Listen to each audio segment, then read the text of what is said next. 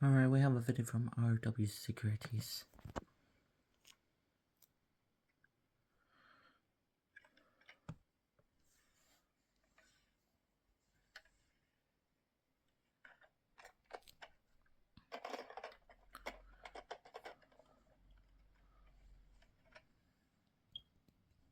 Fault.